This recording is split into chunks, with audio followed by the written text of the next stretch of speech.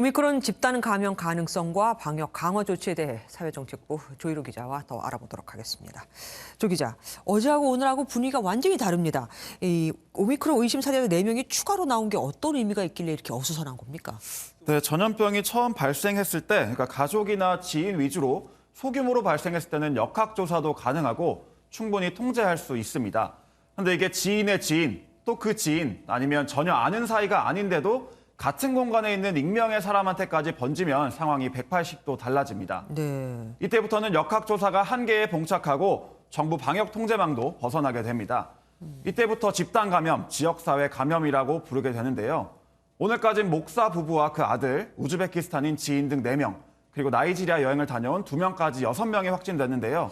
여기까지는 가족과 지인 감염이었지만 이걸 벗어난 의심 사례 4건이 오늘 추가되면서 이제 국면은 집단 감염 그리고 지역사회 감염으로 바뀌었다고 봐도 무방할 것 같습니다. 지금 말씀하신 대로 집단 감염 그리고 지역사회 감염이 된다면 지금 예상할 수 있는 오미크론 확진자 수는 얼마나 될까요? 네, 현재 확진자 13명과 접촉한 것으로 통보받은 사람만 411명이고 접촉은 아니지만 선제적 차원에서 먼저 검사를 받는 인원도 359명입니다. 합쳐서 800명 정도가 되고요. 또 목사 부부의 10대 아들이 어젯밤 오미크론 확진 판정을 받았는데 이 아들이 다닌 초등학교 학생 700여 명 사이에서도 오미크론 확진자가 나올 가능성이 있습니다. 네. 학생들에 대해서는 반발 우려가 있어 현재 희망자만 검사를 하고 있는 상황인데요. 이제 접촉자가 몇 명인지 숫자를 세는 것 자체가 무의미해질 지경입니다. 아니 어쩌다가 이 지경이 된 겁니까? 앞서 리포트에서도 전해드렸지만 목사 부부의 거짓말이 뼈아픈 대목입니다. 이 부부가 귀국해서 집까지 방역 택시를 탔다고 거짓말을 하면서 실제로 이들을 데려다준 우즈벡 출신의 4번 확진자 격리가 안 된 겁니다. 교회 신도수도 많은 데다가 이미 지역으로도 전파됐을 가능성도 배제할 수 없는데요.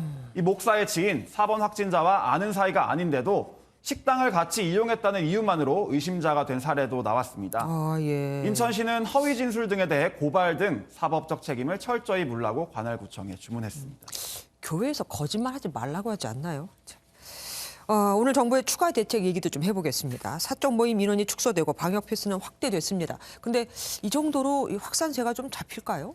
네, 오늘 발표된 대책은 다중이용 시설의 시간 제한만 제외하면 사실상 비상계획에 준하는 내용입니다. 네. 그만큼 확산세가 심하다는 걸 정부 당국도 인정한 셈인데요. 하지만 대책을 살펴보면 그렇게 강력한 것도 아닙니다. 네. 전문가들은 오히려 지금의 대책으로는 확산세를 잡기 어렵다고 경고하고 나섰습니다. 이번에도 자영업자들의 어떤 피해적인 면에서 시간 제한은 포함되지 않았습니다. 국민들의 움직임 자제가 지금으로서는 유일한 방법이라고 생각합니다. 네, 사적 모임 인원만 4명 정도 줄인 게 핵심인데 시간 제한은 빠진 데다 모임 자체를 억제하진 못하기 때문에 큰 효과를 기대하기는 어렵다는 겁니다. 네. 당국에선 1주에서 2주 후에 방역 조치 효과가 나올 걸로 기대하고 있는데 원하는 결과가 나올지에 대해선 의구심을 표한 전문가가 많았습니다. 오늘 대책을 보면은 청소년 백신을 사실상 의무화했다는 느낌이 듭니다. 그렇습니다. 아직 접종률이 높지 않은 점을 고려해서 8주 뒤인 내년 2월부터 적용됩니다. 학원이나 독서실, 스터디 카페, PC방 등이 대상인데요. 당국은 최근 4주간 소아청소년 발생률이 성인보다 높게 나타난다며 이유를 밝혔는데 사실상 청소년 백신을 의무화한 게 아니냐는 목소리도 큰 상황이라 논란이 예상됩니다. 네. 또 워터파크나 백화점, 대형마트, 키즈카페 등 시설은 방역 패스 대상에서 제외돼 형평성에 대한 논란도 커질 것으로 보입니다.